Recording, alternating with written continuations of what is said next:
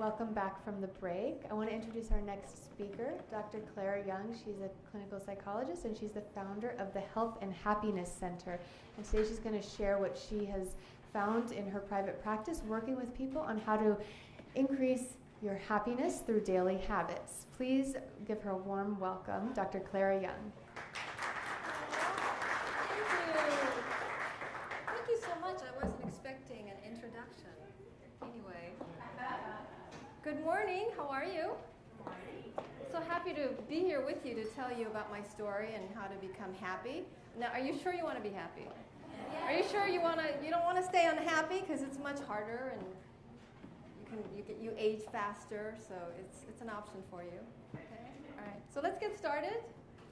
This is like, I usually do a workshop on this and it's 3 hours, so I condensed it to an hour, so I'm going to be doing like a FedEx version of it. So if you have any questions, please hold on to those questions. I'd be happy to answer them at the end, and I'll be here after the presentation to talk to you as well, okay? That's me over there. We have a resemblance, right? Very happy, okay. All right, so just wanted to show you that after this presentation, this is how you're going to look. Pure happiness. My dog gets really excited just looking at the water or being near the water. We could be here today. All right, so let me start with asking you a question, okay? How many of you guys are unhappy most of the time? You don't want to admit it, do you? Okay. How about half the time? Okay, there's one honest person. How about all the time? You know someone who's unhappy all the time? Okay. Yeah? Is it you? Oh, your husband. Okay, yeah, husbands, okay. And how about people who are grumpy as can be, always? Right? And how many of you guys are Earl? That's Earl. Yeah? Let's face it. You started out this way this morning, didn't you? And how many of you are this in the morning? That's you in the morning? Yeah, I have relatives who were like this. Actually, throughout their whole lives, they're like this. All right, so these are happy people. I wanted to show you that in case you don't know what they look like. Happy people with, especially good knees. This is very, very important, okay? All right, so I want to tell you a little bit about how I stumbled onto happiness. I've been a clinical psychologist for almost 20 years, and I actually became a psychologist because I was diagnosed with depression. And I actually didn't know I had depression. It took me years to figure out. I just thought I was lazy or had bad personality or something. And so I finally got diagnosed, and all the traditional methods like antidepressants didn't work for me. I ended up in the emergency room, and I was forced to find alternative treatments to treat my depression. And that took like a good 20 years, you know? So after 20 years, I was doing okay with my life, and then a few years ago, I was diagnosed with breast cancer. Okay, this is life. So I'm like, okay, so I have depression, I have breast cancer. So once, I don't know how many of you have experience with cancer, but once you are diagnosed with cancer, first you're frozen, you go into shock, and then you're thrown into a system. And you don't really have any time to breathe, because this is cancer, and you gotta like move fast. Time is of the essence. So I got thrown into the system where it was surgery, treatment, doctor's appointments, labs, biopsies, MRIs, and that went on for a good 7 months. And so every single day, that's what it was about. I had to refer most of my patients out in my private practice because I couldn't really treat them when I was so unhealthy and I was passing out all the time, so that wasn't a good thing. So after 7 months, everything stopped. And really, literally everything stopped. I had nowhere to go, nothing to do. And I thought actually the easy part of the cancer journey was the surgery and the treatment. But no, that was actually, the hard part, but that was actually the easy part. So I was like, okay, so what do I do now? And with cancer, it changed me. It changed my life perspective, whether I wanted to or not. So I remember looking out the window going, well, what do I do? Do I go back to my old life? Do I go back to the norm? Or do I create a new norm? That's like the term that no cancer patient likes. So I was staring out the window for a really, really long time, and I started to get depressed. So my depression came back with a vengeance. How could it not? It's such a good opportunity. And I didn't want to go back to my old life because honestly, I hated it. It was toxic, and I dreaded getting up in the morning to do what I had to do. So I was trying to figure out, then what do I do? And one thought came to my mind constantly, and that was get busy living or get busy dying. And I got to tell you, I was leaning towards the second part. So I decided, okay, I better try to do something. So I went back to all the resources that I had, that I acquired to survive and get my life back, to get back up and to live my life. And none of them were working, not even psychotherapy, which is what I do. So I was doing some research and I stumbled onto happiness, and that was the only thing that appealed to me. So I practiced positive psychology, but it really didn't hit me until I had cancer and I was trying to survive. So I started doing more research, reading, I talked to experts, and eventually I developed a method for myself to survive day to day, not just cancer, depression, but the daily chaos, the difficult people, and menopause, and aging, and wrinkles, and body parts going south, and all of that happening at the same time. I had to stay sane, right?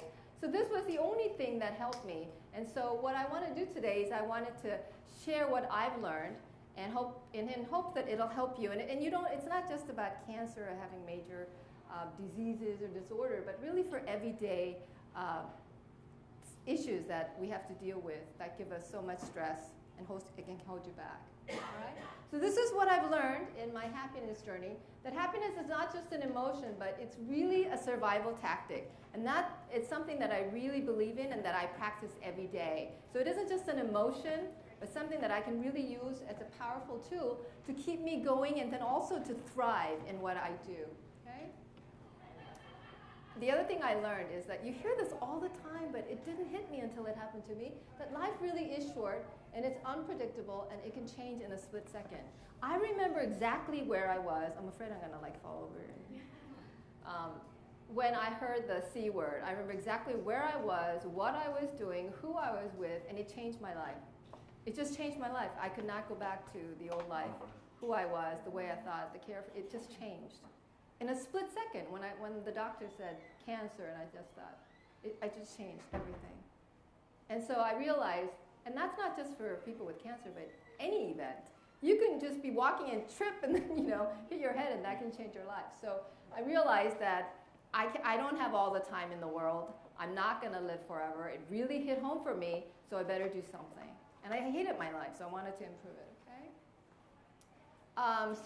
And then I stopped doing waiting too. The waiting went out the door because I was one of those people that was waiting to be happy. If I got a bigger house, if I made more money, if I, married Brad Pitt, if I was lose 20 pounds, what have you, win the lottery, get a great hat like that, then I'd be happy. But no, life doesn't work that way, and I'm in my 50s now, still waiting, and I was like, what the heck am I waiting for?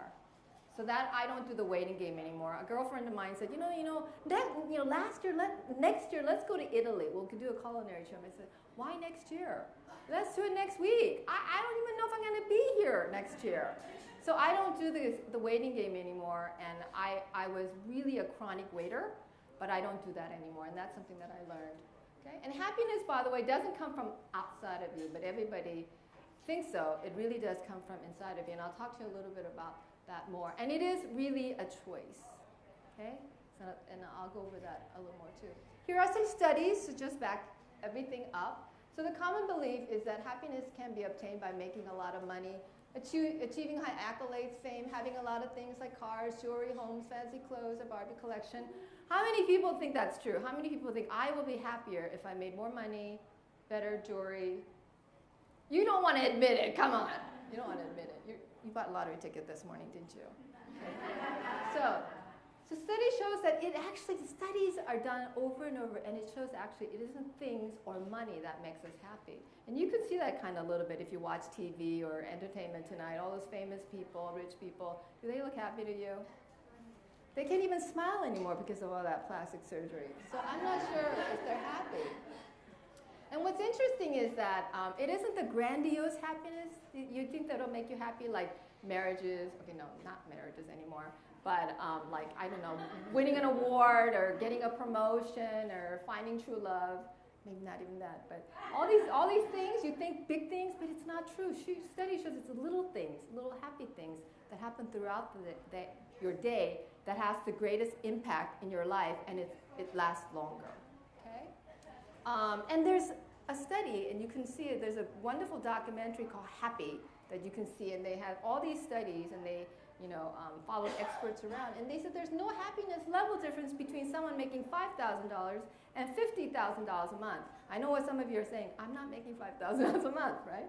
But it's true. As a matter of fact, the more money you make, the more problems you have, and you have these people, I put yahoos, but vultures. Have you seen these human vultures? I don't know how they find you, but they find you and they latch onto you. There's an interesting survey that they did of lottery winners for the last 20 years. 95% of them said their lives got worse. And there's like murder and like bankruptcy, and it's just, I don't know, it's a really interesting survey because everybody wants to get a piece of that pie. They'll do everything and anything. It'll make your life miserable, even though you don't believe me. Okay? So how many people still think money and fame will buy you happiness? Okay, wow, it's working. So how happiness makes us happy. I just want to let you know, just as your master glands releases immune-suppressing hormones whenever you feel stressed or worried, they also have the ability to release immune-boosting hormones when you feel happy or relaxed. So when you're depressed and you're stressed and you're really, really uptight, it releases these horrible immune-suppressing hormones. But it's also the exact opposite. If you're happy, you have positive things, you're energetic, it also, inside of you, increases immune boosting system. So it actually works physiologically as well as mentally. Okay? So even 5 minutes of laughter or happiness can significantly boost your number of white blood cells and our natural killer cells. Those are called NK cells. Those are the one that kills all the foreign particles that go into your body, including cancer cells. So I want to increase my NK cells for good reason. So cancer survivors, in addition to all the other treatments that are available, are now using emotions, happiness, to increase the immune boosting hormones and just to fight in a psychological way as well. Okay? All right, so I want to talk to you a little bit about brain and happiness. Harvard is really big on happiness. You wouldn't think that a school like that would be on happiness, but they're on the gravy train of happiness, and they're doing so many research. Not only that, they offer happiness courses to their students. The Harvard freshman year, they have the highest rate of suicide attempts among freshmen than any other universities and colleges. So don't send your kids to Harvard. Send them to a community college. They'll be happier. And they're cheaper, too. Okay? So, and those happiness courses are usually, there's a long wait list. Okay, because then that just tells you everybody wants to be happy, even college students, without drinking. That's amazing. So positive brain mode increases our activity, and it turns out when your brain is stimulated and it's in a good mood, it also increases our creativity, our intelligence, productivity, energy level, that's helping us achieve our goals and become successful. Basically, everything improves. So when the brain is in a positive mode, everything improves. Physiologically, your cells are multiplying, just everything. So it's not just something that everybody thinks it's just something like intangible, but your brain is actually part of the happiness method. Okay. So again, just 5 minutes of happiness, 2 to 3 times a week, 2 to 3 weeks, and we can rewire the brain to be more optimistic and positive, developing a pattern leading to successful and happiness. Did you know you can recondition your brain? If you do something at the same time every day for at least 2 weeks, it becomes automatic. It can be turned into a habit. To do this, like take a different route home every day. And then 2 weeks later, you'll just automatically do that. I was coming here and I was automatically going to my office. I was like, oh wait, I gotta get off at Byron. So you can actually recondition your brain consciously. All right, so here are some benefits of daily happiness. Obviously, it reduces stress. How many people are interested in reducing stress? Okay. Oh, really? Sure. Okay. Difficult people don't get under your skin as much. This is my favorite because they used to get under my skin all the time. I would get pissed off, and then I would go home, and what do? Think of a million ways I could have reacted and what I could have said. And then I ignore my family and my children and like my dogs and eating and sleeping. I'm like, I'm not going to do that. I'm going to follow him home next time. And what does that do for me? It hurts me, right? Physically, my relationships, I'm not eating, I'm not sleeping. It only hurts me and those I care about, okay? So difficult people, it turns out they're multiplying at a speed record. They're never going to disappear. Have you noticed that? 40 years ago when I came here, if people were saying hi and thank you, and neighbors would talk to each other, no more. I mean, I talk to my plants more. So it's a good skill to have because difficult people will always be around. How many people have difficult people in their lives? How many people have difficult people in their families? Yikes, eek. Yes. Thanksgiving is not the most happiest time. Okay?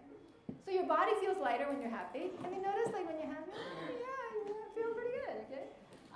Positive attitude, you can't help it. You haven't seen happy people going, yeah, I'm happy. Right?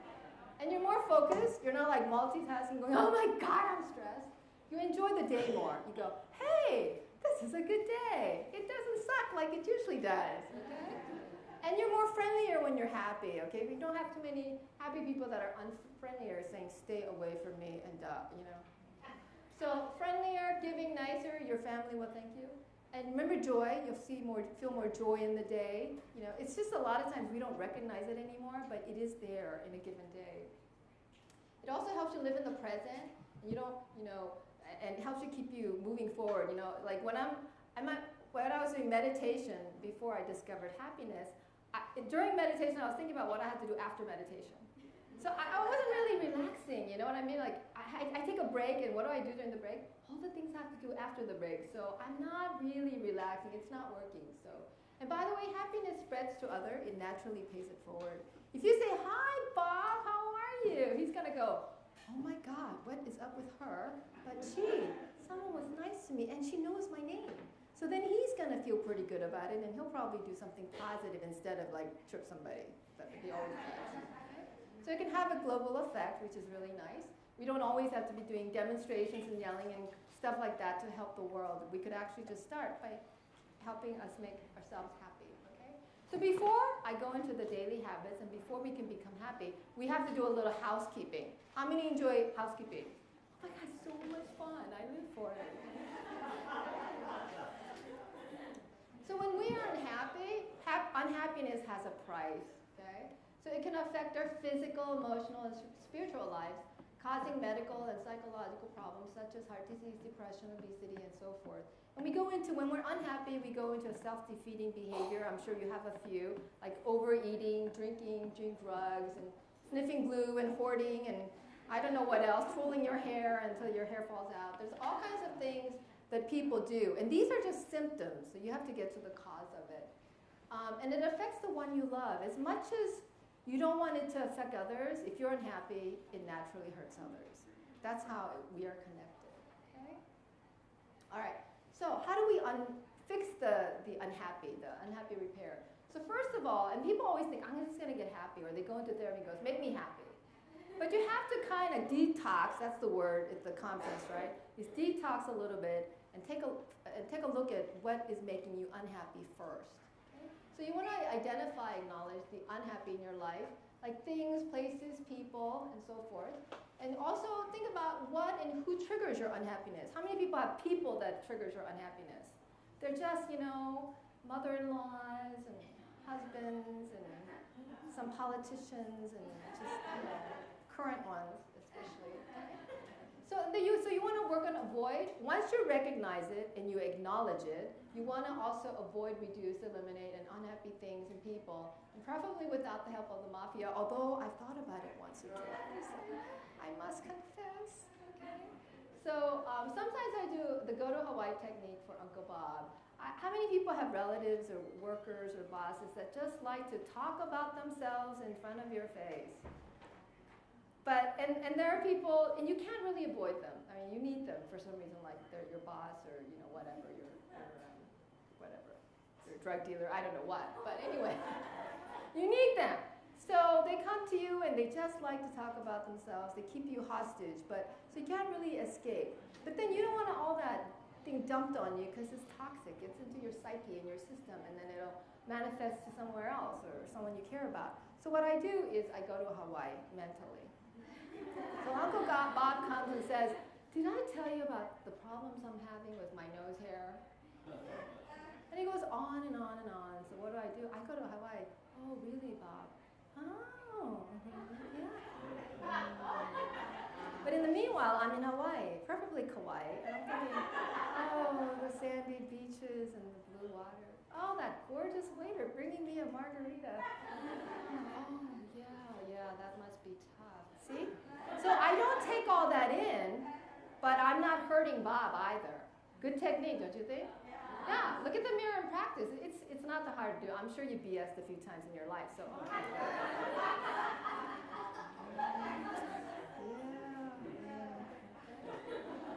Especially people in LA, we're really good at it. It's kind of okay, so now then you want to avoid the negative stuff in your life, the bad news. And this is a tough one because we are bombarded, okay, consciously and subconsciously, subliminal messages and commercials, I mean, just all over the place. So you have to take action by avoiding it and turning it off, okay? It turns out that most news, and I used to be a journalist before I was a psychologist. I worked for NBC News and I worked for the LA Times. So automatically for me, 24/7, I was chasing the news. And it had an effect on me. That's how I kind of started to think. So most news are about crimes, murder, natural disasters, war, diseases, corruption, bad people getting rich, and the presidential race. Is that not depressing? This is constantly, okay? There's hardly any good news in a half an hour news story in a given day, okay? So avoid them as much as possible, unless it affects you directly, like, oh, there's gonna be an earthquake in the next 20 seconds.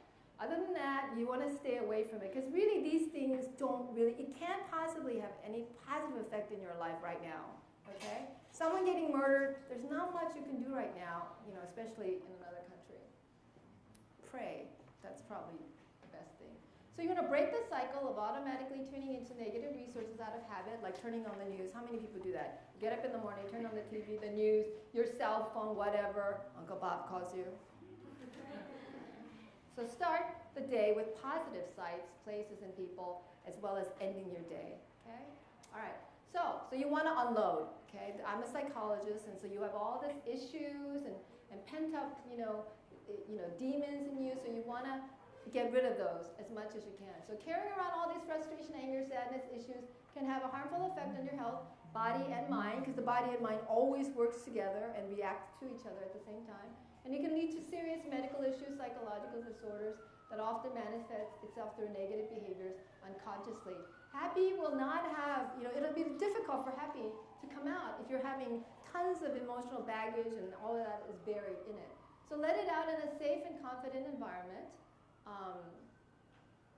Psychotherapy is always good, okay, but I think the hardest part of psychotherapy is actually finding one that you can trust and you have a really good rapport with. And there's a running joke in the industry that there's more therapists than clients, which is probably true. But even if there's so many of them, it's really hard. So really be vigilant and look for the ones that you can trust, that's competent, caring, and there's some chemistry. Because it is a very intimate and personal relationship, so you want to have some rapport. You can't just, them just taking notes and that's about it. They got to care. And it doesn't have to be psychotherapy. It could be talk therapy with anyone that you trust that who actually listens, okay? You have friends who you get together and they don't really listen. There's a ton of them out there. But you want one that actually listens and that they ask about you. So it isn't like you get together and they talk only about themselves, but they actually say, how are you doing? And then they listen. And they're hard to find, but they're out there. Not everybody can unload their issues by talking. So that you can use different kinds of expressions. So in psychology, we have art therapy, dance therapy, writing therapy. Whatever is your thing, you let it out. But the important thing is to unload. Okay, express it out. Otherwise, you carry that with you, and unconsciously, it manifests out into negative behavior. You'll start to eat bad. You'll start to, be sarcastic. You'll, go to a movie theater and shoot a bunch of people. Not good. Okay? Right? So the chair and car exercise is something that I do. When I'm really upset or I'll have something to unload and I'm really angry or whatever, it's kind of hard to find a place where I can go and dump all that somewhere in a nice, safe place where no one's going to arrest me or think I'm weird and stuff like that. So what I do is, and I found out in LA, it's really hard to find a place where you can be completely alone for just 5 seconds. So what I do, this exercise, is I do it in my car. That's the safest place where nobody bugs me, no one can chase me. So you go to an empty parking lot somewhere, park it to the furthest place, and in my car, I put a little picture of the person I want to dump it on, or a name. Oftentimes it's myself, and then I just let it rip. Yeah, you idiot. What you thinking? Da, da, da, da, da, da. And then by the end of it, and it could be a minute or it could be an hour. It's up to you. I'm exhausted. My voice is hoarse, but I feel great. So it's good to find different ways for you to unload, but make sure that it's a safe way, that it doesn't hurt you and other people. Okay? Exercise is always a great way to unload.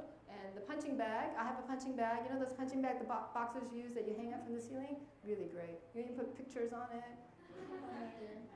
Uncle Bob, kick, and Bozo the Clown, I don't know if I'm dating myself. When I was growing up, there was Bozo the Clown. Is that inflatable thing, and you hit it and it bounces right back? I love it. It's cheap. So you want to recognize happiness. We're so conditioned to focus on the negative and the unhappy. We've forgotten what happy looks like. So you actually have to consciously recognize it, okay? So what does happy look like? And it's often distorted by the media, friends, strangers, corporation, peers, and mother-in-laws. They never stop coming. So make a conscious effort and dismiss all the negative stuff, and focus on the inspirational and happy things and places and people. Okay? They're out there, probably closer than you realize, but because we've been conditioned to look at all the negative things, we kind of miss it. So this time you're going to have to find it. Okay, so there's a lot of unhappiness at work. How many people are unhappy at work? They're like, is my boss here? So, all right. So this is you. It's a woman. No. So we spend more than half of our lives at work. 87% of the workers are unhappy and disengaged, costing companies $550 billion per year with high turnover, waste, and cost to rehire and train. Gallup found that only 13% of the workers are actually engaged in the job. How many people pretend like they're engaged in the job? Oh yeah. Oh yeah. Okay. It's not working. So the vast majority of some 63% are not engaged, meaning they are unhappy at work. And this is costing you more than you know. You think you're just getting away with it, just putting in minimal amount of work, but it's costing you, your life and your spirit and all of the good stuff that you're missing out. Okay? And this can be preventable. So I do work for, I don't know if you know, but happiness is big for corporations and companies now. They have people, doing speaking stuff for the company because they found out, the companies have discovered that if they have happy employees, they make more money. Okay? And it's true. All right. And also, personal life, okay? Relationship problems are very common. I know because I used to do couples therapy, and I have scars to prove that I did couples therapy. I don't know what's with couples. That's the only time where, in my session, bless you, that there's been violence. And, I just, so many, I don't know, and they always pick up the tissue box to throw and pound at each other. So it's just very expensive. So divorce rate is more than 50%. If you want a happy partner, you have to be happy yourself. I just love these people that are waiting for their perfect partner. I want him to be smart and good looking and rich. I want him to be like 20 years younger and live in Beverly Hills. And I said, do you? Yeah, but if you want someone who's happy, you've got to be happy yourself. And when you're happy and confident, these happy people come to you. So you don't have to go looking for them, okay? All right. So, U.S. is like one of the most stressed out countries, and I know that you've heard about this, and we have shorter vacation time, shorter maternity leave. We spend more time, working and achieving goals and making $1 million than spending time with their family, friends, and their pets and hobbies. Okay? All right, so let's get started on actually developing your daily habits of happiness. So I want you to start slow and small, only one or few habits at a time. Keep it simple, okay? Don't say, well, you know what's going to make me happy right now? I'm going to go and climb the Himalayas. It's just not that practical, okay? Keep it doable, like you can do it. Okay? You don't say, I'm going to do the 25-mile K by next Thursday. It might not be a good idea, okay? So don't need to invest in a lot of gear or time or money or turn your life upside down. Really, the point is to incorporate happiness in your existing life as you work towards a better life, your goals and so forth. And it is doable, okay? It doesn't have to be all or nothing. So in a quiet place, I usually have people do this in a workshop, but when you get a chance, in a quiet place where you don't have a lot of distraction, and I really encourage you to do this alone, without, away from people, no matter how loving they are, it's not about that. Jot down some things that make you happy for no reason that you would do without getting paid. Yeah? Okay. All right, so first of all, definition of happiness. So we are always told what happiness is for you. So we were told, like, from from birth, what you should be, how you should wear, where you should go, who you should meet, all this stuff. Well, this time, you're going to define what happiness is for you. Even the happiness experts and the books out there are telling you what happiness is. But I disagree with that. I think this time, only you can decide what happiness is. Okay? So there's the euphoric happiness versus daily happiness. Can someone demonstrate the euphoric happiness? Right? So people say, I want to be happy all the time. And I said, well, I don't even know if that's physically possible. I mean, think about it. If you're like, oh my God, I'm so... I think you might explode. I tried it, and it wasn't making me happy. So, don't have that expectation that happiness is something that's like that all the time. Like, wow, geez, ah! It's painful, okay? So your goal is to go for the daily happiness that's calmer, that's bits and pieces that can really, really make a great impact. Okay? As I mentioned before, happy feeling has a physical and an emotional effect, and it balances your body and the mind. Endorphins, okay? And remember I mentioned earlier that the brain and the mind can be reconditioned. All right, so here are the daily habits of happiness. And I have 20. But I just wrote down a few to get you started. But really the goal is for you to develop your own set of habits that works for you, okay? So before I do anything, I always put this little disclaimer to make sure you get a physical before doing any new activities or changing your diet, just to make sure, and before you do any kind of physical exercise, make sure that it's safe and comfortable. And don't attempt if you have an injury or are uncertain or from another planet. So first, food. Food is happiness. How many people agree with me? Oh my God, all the women. Hand, it's just no-brainer. There was this question somebody asked out there, like if you're on a desert island, to women. Because if you're on a desert island and you had to pick either food or men, what would it be? What was overwhelming? It was just like 98% was like food. What a stupid question. Men didn't fare so well. When we asked men, if you're on a desert island and you had a choice between food and women, they had to think about it. Give me some time, I'll get back to you. Okay, it's kind of 50-50. So for women, though, no-brainer. I think that's probably the best relationship I ever had in my life is with food. It's true. Don't you think? It's healthy, consistent, definitely pleasurable. I don't want more pleasure. So I work and live to eat. I don't know about you. Other people, eat to live. So almost every happy event involves food, right? But food should not have consequences because you don't want food to make you unhappy, right? So make sure you eat. You're getting plenty of information about this at the conference, so I don't have to tell you. To eat healthy and delicious foods, reduce and eliminate meats, dairy, sugar, alcohol, soda, processed, and fast food. Eat more veggies, fruits, nuts, and grains, and practice moderation and balance. I do actually. I'm one of the people that I really do believe in moderation, not like all or nothing. So I do indulge once in a while.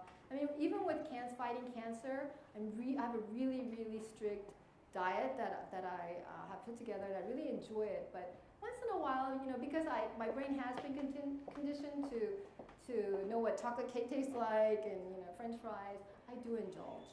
So I do believe that it's important to be healthy and to work towards it, but my quality of life is equally important. Okay? All right, if you want to be happy for the rest of your life, exercise. Countless studies support that exercise is good for our body and mind. Nobody can refute that. It helps with everything, body parts, your motions, diseases. It'll make you live longer, make you lose weight, everything. There's nothing bad about it. It also helps you with circulation and elimination. You know what I'm talking about. I didn't want to point it out. TMI. Increases endorphins. And most people know that exercise is good for them, but they won't do it. Some of my clients, they drive me nuts. They won't. There are people who actually had heart attacks, and they would they have to exercise, but they won't do it. They'd rather have another surgery. Why do you think that is? Depression? Any others? They think they can't? You can't put one foot in front of the other and yeah. Yeah, they think they have to look good before they go out and exercise. All the gear and those people in spandex at the gym. How intimidating. Just rude. Okay? But that's not true. It's actually most people don't exercise even though they know it's good for them because there's no pleasure factor attached to it. Because the first thing when I say, you've got to exercise, what comes to mind? Oh, suffer, pain, I have to move. It's just not going to be that much fun. Okay? So there has to be pleasure factor involved, and exercise can be fun. Okay? Oh, I wanted to talk to you about walking because on PBS there's a show called City Walk, and it's about how people walk around in cities. And LA was featured, and I was amazed that there are so many places in LA that you can walk. You don't see people walking that much, so you can do it in groups, and you can check that out. Okay? And people do these walking communities in the mall. So before they open the mall, they get into groups and they walk all around the mall. And they get the exercise, but then they develop a community, they have fun talking, and then they have picnics afterwards. I mean, it was fantastic. So exercise, it depends on the pleasure factor, as I mentioned. You want to diversify your exercise. If you're doing the treadmill 6 times a week, eventually you're not gonna do it. I have a treadmill at home. It's got my coat, my trash can, my boots on it. It's, you need to diversify, okay? You know what you're laughing because you do the same thing. So start slow, always start slow, and always warm up and warm down after your exercise, and try new things, okay? I just actually started Zumba. I was kind of a little behind, and I thought, oh my God, it's gonna be horrible. I mean, I don't know how to do Latin stuff, and hip hop, my God, I'm a dinosaur, but oh my God, I'm totally addicted. I can't get enough of it. So, unless you try things, you won't know whether you like it or not. Okay, so I mentioned that body and the mind goes together. The next daily habit you must have in your life every single day, stop yawning, is laughing. Okay? Is laughing. How many people laugh every day? Okay, they're like, well, what do you mean by laughing? Okay, well, let me tell you. Okay? So this is just a note that my dog sent me. I didn't even know he can type. So, a little bit about laugh therapy. There are many scientific evidence now that shows laughing alleviates both physical and emotional pain. Studies indicate the dramatic decrease in blood pressure, heart disease, cholesterol levels, stress, and much, much more.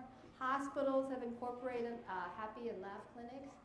There's actually scientific data, is what I'm trying to say, in terms of how laughter can heal and even prevent some diseases and just make you feel better.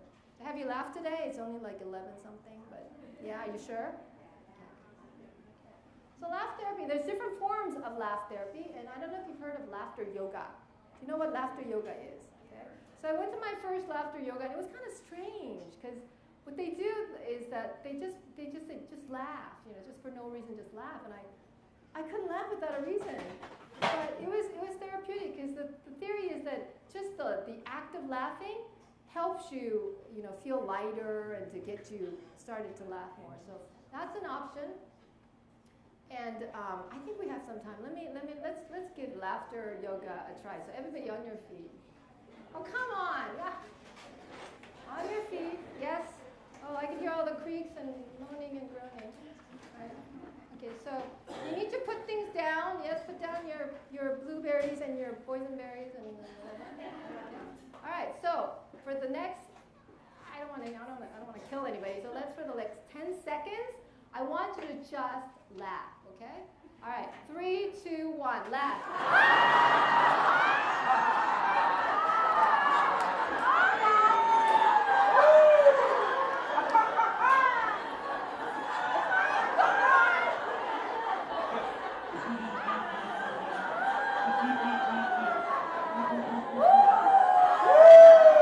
Okay, that's enough.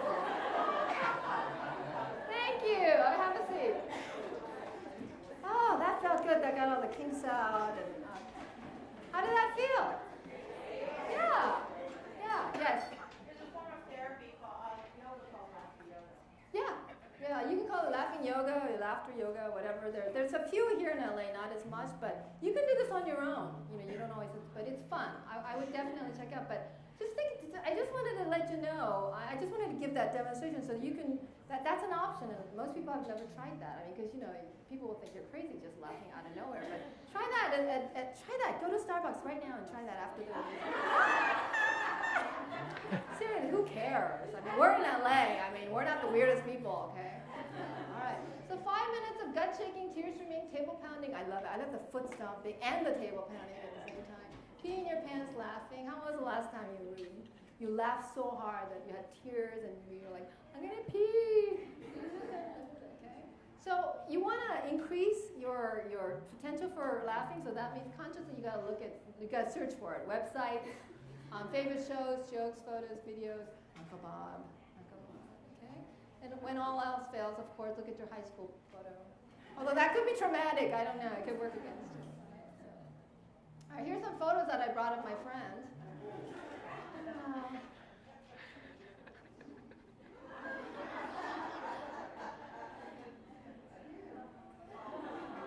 I think that was Jimmy Fallon when he was a kid. Doesn't it look like Jimmy Fallon?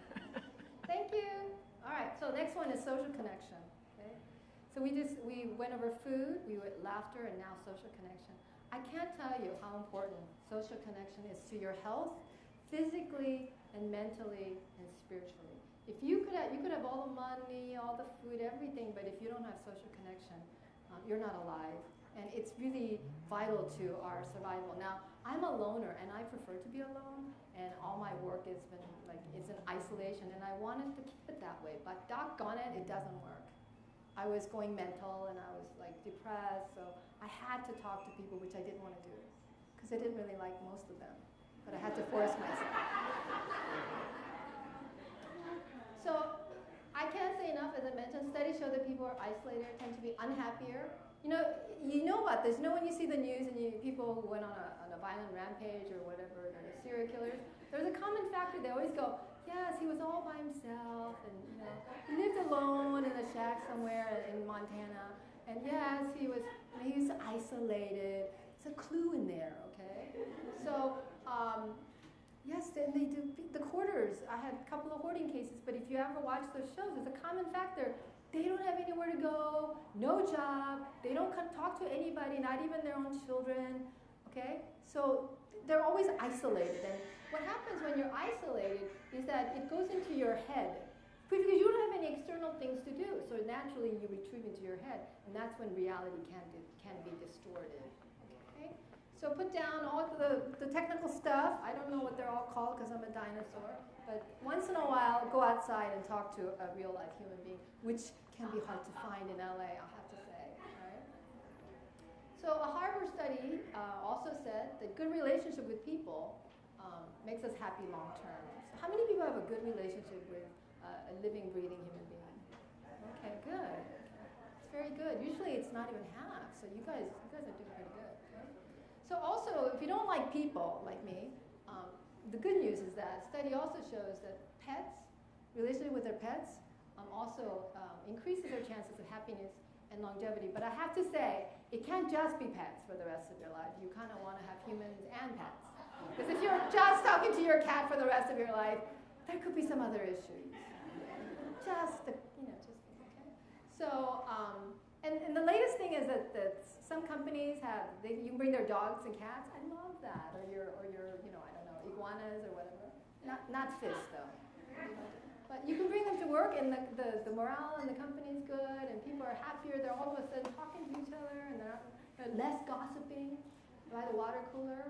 What up, So it's amazing, okay? So again, I'm going to have you do a little exercise to because I know some of you probably just never come out of your rooms or whatever. So let's get you back on the feet. I know, I'm such a pain. Come on, let's get up.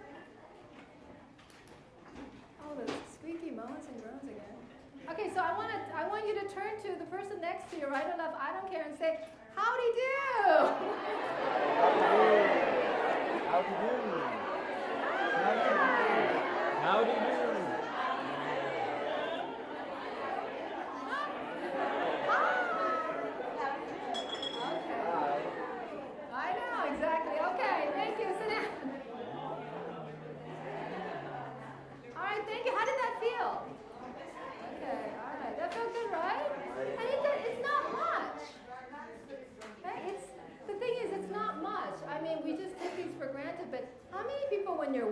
running and you see somebody coming. You know? So nobody says hello anymore or hi. And especially in LA, if you say hi, they're like, what do you want? You're a weirdo. You know? So I don't care. I say hi to somebody and it makes me feel good. If you are unhappy about it, that's your issue.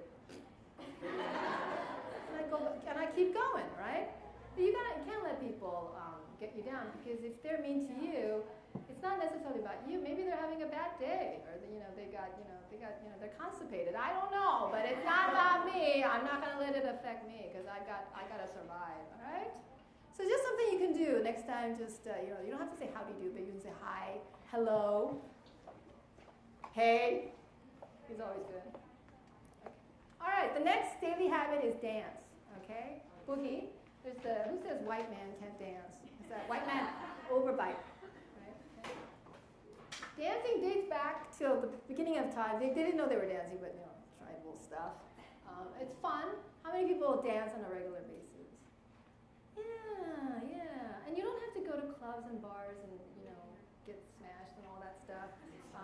To do that, dancing should be fun. So you can do it in your room. I do it in my room in front of my dogs. They're like, oh God, not again. You go to a gym or take a class, like I'm taking a Zumba class and I'm taking my tap dance class. I love it. Or in a flash mob. So every Halloween, they have these flash mobs doing the Thriller. And I love it. I'm going to do it again this year. And everybody gets dressed up like, zombies, and then we do our Michael Jackson Thriller. And it's so much fun. And we rehearse for a couple of months. It's so much fun. It was Dick Van Dyke's birthday a couple of months ago. They had a flash mob at the Grove, and I think it was that number from, I don't know which number it was, from Mary Poppins. So all these people did a flash mob of, I think it was a Dancing on the Roof or Chimney Sweep. And I'm like, well, I missed that! Well, I want to do that! But that's so much fun, And people are saying, what, Mary Poppins? Who's that? Okay. All right. So I'm going to have you do one more exercise, okay? So we are going to dance. So get on your feet. Yay! So it's always hard to figure out what you guys would like. So I kind of went with the safe route. So just at your, don't hurt yourself, okay? And don't punch people next to you, all right? So, but let's give it a go, okay? All right, hit it. Louder, please.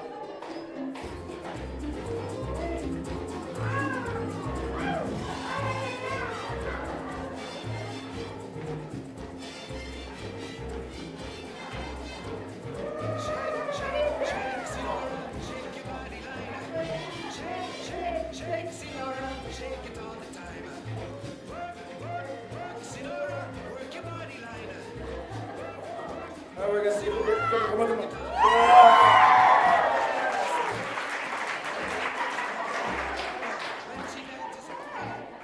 on. Thank you. Oh my God, I haven't been hit by a man in so long. Ooh.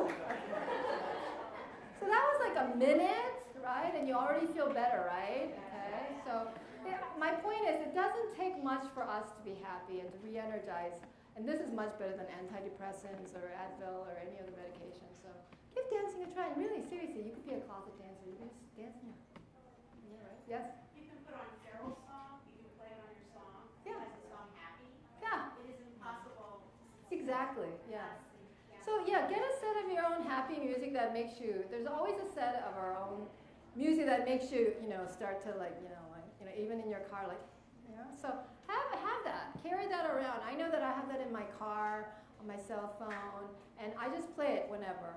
And you know what? I have no shame. I'm middle-aged now, so I do whatever I want in public. I just take my clothes off in public because I have hot flashes and I don't care. I mean, this is about survival. So one good thing, that's like the only good thing about aging is that I don't care. I touch my boobs in public. I'm like, I don't care. That's really, I think that's one of the good things about aging is that you don't care what other people think. You don't need the validation. It's like whatever, right? They told me to wear layers, but I haven't gotten there yet. All right. So music, we did that, and the next is gratitude, okay? So I'm sure you heard about gratitude a lot lately. Okay? So gratitude study shows consistently that people with a sense of gratitude are healthier, happier, and live longer. I'm going to skip the Thanksgiving story. So people who keep a daily or weekly journal, you've heard people, this is a Harvard study, that just to write 3 things that you're grateful for at the beginning or at the end of the day. How many people have 3 things that are grateful for? How many people can't think of 3 things? I'll have to work with you guys later. So make a list. I have a list of my things and I carry it around, and these are my tools. When I'm depressed on a given day and somebody upsets me or they say you're a loser or whatever to that, and somebody's critical, and instead of having a nervous breakdown, I take out my little list and I say, yes, I have things to be thankful for. Yes, I do. Okay, so just little things like that can really help you, all right? And just actually the act of saying thank you. I noticed that in America we don't say please and thank you anymore. I'm really upset, and when people don't, I let them in, and I let them cut in. And when they don't say thank you, I get really upset. Like, thank you! So say it out loud sometimes. So turn to the person next to you and say thank you.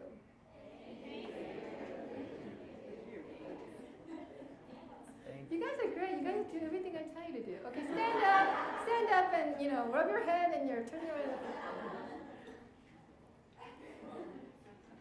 All right, the next one is meaning and purpose. And I think a lot of people think meaning and purpose comes like at midlife or later in life. That's not true. It really is important that you work on this from when you're conscious, at 4 or 5. What gives you meaning and purpose in your life, you really have to work at it. A lot of people think it's a worthy cause, children, pets, arts, dreams, children leaving home. That's a very good thing for them. I like that. There's a study there's a trend in America where children, they graduate and you send them off. Like around 30s, they come back. They come back and then they make you cook and do their laundry. What is going on? It's like, forget it. Change your name, your social security number, move. They come back. Okay. Something that makes you want to get up in the morning. A lot of people don't have this. How many people get excited about getting up in the morning? Like my dog is wonderful. They get excited about everything. Like, what are we gonna do today? Nothing. Yay! So something. How many all these people in America? TGIF. That's so sad. That all they're doing is waiting for Friday, and then Sunday is the worst day because you're getting ready for Monday. I have a friend that called me last week and said, I'm never able to sleep well on Sunday nights. I wonder why. You're an attorney. So you want to find something that gives you energy to get up, in the morning and say, wow, I really. And it doesn't have to be all the time, but you're not dreading getting up in the morning. This is your life that you're living, and if you're dreading it, how sad and really criminal towards yourself. Okay. So do some soul searching and some self-discovery work. The next is fun. I forgot what fun was. So after my cancer diagnosis and I started to decide to survive and to live, I had to rediscover fun. And I could remember the last time I had fun. Seriously, I think I was like 9 years old. The rest of the time I was working and had responsibility, taking care of things and stuff like that. So fun is a must. Okay. And fun shouldn't be hard. Okay, keep it simple. Like, how many people have gone on a swing? I mean, it's hard to find a swing, first of all, in LA, but once you do and you kick out all the little children, it's great. It's really, really great. Get off, it's my turn. Okay? So free or inexpensive, it should be free or inexpensive. I mean, you don't need more stress about that, okay? And I always like recess, the idea of recess. I incorporate recess in my day where I have 15 minutes and I go out into the playground and I do whatever the heck I want. And I have snack and whatever. I think recess should be a law in everybody's day. Wouldn't it be great if you could go out and play and swing and then do finger painting and then talk about boys and then it's just so much fun. So okay, now fun should not have any consequences. No hangovers the next day. No extra thighs in the morning. You know what I'm talking about. No waking up in Vegas married to a guy named Elvis who. Compassion. You can read this on your own. I'm not going to go through it, but compassion has also been known to increase our level of happiness. We're not as selfish as people think we are. We actually do want to help and we do want to give. It's just some of us are a little more fearful but it's good to do. When I have clients who have low self-esteem, I send them out to volunteer. It's like one act of that is worth 1,000 words. Okay? It fuels you. And random acts of kindness, okay? Just helping somebody for no reason. And keeping a journal of the things that you do, because it is a powerful reminder. You think you remember things, but actually when you write it down, it's different, okay? So how many people do that? How many people kind of do, like, help people out, acts of kindness, and okay, good. Okay, so there's hope. All right, nature. Nature is also happiness. A lot of people who are unhappy and grumpy go out to nature, and sometimes nature is hard to find here in LA. It's like, palm tree doesn't really, palm tree is a strange tree. I mean, you can't really stand under it. There's not much shade. There's no leaf. I'm not really sure if it's a tree, but that's not going to work. So people usually, when people go out on vacation, where do they go? They don't go, hey, I'm going to go to a more hectic and polluted place in LA for relaxation. They go to the beach, right, to the mountains and so forth. So that's a clue that nature helps us heal and makes us happy. And so does animals and pets. They fall into nature. Trees, plants, flowers, birds, squirrels. I love squirrels. There's a documentary called Super Squirrel. If you get a chance to see it, it proves that they are 1,000 times smarter than we are. Okay? How many people have plants in their homes and offices? Good for you. Okay, and how many people garden? And you can now garden like without water and soil. So there's no excuse. You can do it on the wall. I mean, you can do it on. It's amazing. So no excuse. Just an herb will make you happy. So when you get a chance, go outside, even if it's just outside your office or outside your apartment, wherever, and just kind of look at the tree, look at the sky. I love looking at the sky and figuring out what animal those clouds are. People think I'm weird, but I don't care. I'm happy, Okay? So nature is also cheaper than therapy. All right, so animals and pets, I just want to go over. Studies consistently show that animals, especially companion animals, improve our health, attitude, longevity, and happiness. They are the best therapists around. They give us unconditional love, which can be elusive among humans. So how many people have pets? Okay. How many people have dogs? Cats? Fish? Iguana? Ferrets? Toads? I don't know. Okay. Okay. So you want to be kind to them, though. You can't just have them. You want to take care of them. Here's some more pictures. Aww. Oh, thank you. Okay, so take a break. Of course, it's very, very important to take a break. Relax, meditate, and smell the roses. So, I have this list of to-do things that I have, and I don't go to sleep unless I do everything on that list. So one of them I do put in, relax, meditate, have fun, laugh. So if I honestly, I don't go to sleep until I do those things. All right, acceptance. I'm not actually sure why that picture is up there. I don't know. It's supposed to be Yoda. So that's not my dog, though. You are good enough right now as you are. We live in a society where we are constantly trying to achieve things to validate our lives and to get other people's approval. Well, phooey on you, okay? A couple years ago, somebody said this to me, and it blew my mind, and I couldn't quite wrap my mind around it, that I am good enough as I am right now. Can you take that in? I couldn't believe it, because I was constantly working towards validating my existence and my importance by knowing more, getting more stuff, and all that stuff. I thought, I'm exhausted, and I thought, that's true. I'm going to make it true. So I just want to let you know that in a given day, you can just be and do absolutely nothing, and that's okay. You don't always have to be more than you are now, okay? All right, so dreams. How many people have dreams? Oh, really? It should be everybody. Doesn't have to be all or nothing, like I said. It could be something like, a few minutes a day or even a week. Keep it simple. Singing, dancing, writing, basket weaving, yodeling. I know a yodeler. He's a very happy guy. Okay? And dreams, of course, can make a difference in other people's lives. All right? So just some other tips I want to share with you is to actually live and experience happy.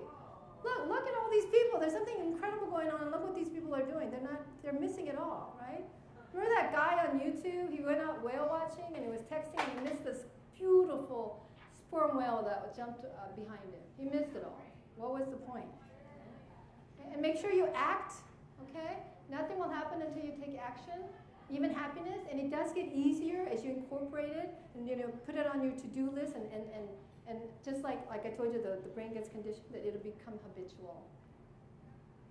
All right, so I want you to come up with your own combination. Like I mentioned to you, you are unique. You shouldn't do what it works for me, but find your own set of combination of daily habits. And keep an open mind. We do evolve, as we grow older, have different life experience. New things can come in, and old things may go out, but just keep an open mind. Okay? So these are some of the things that I just want to recap before I end, to make sure that you define what happiness is, keep working at it,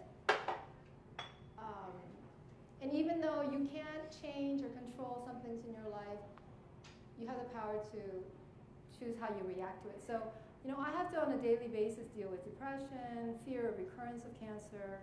That's a big one for me. It's really a tough one. And all the yahoos and difficult peoples and all the things that go on in my daily life.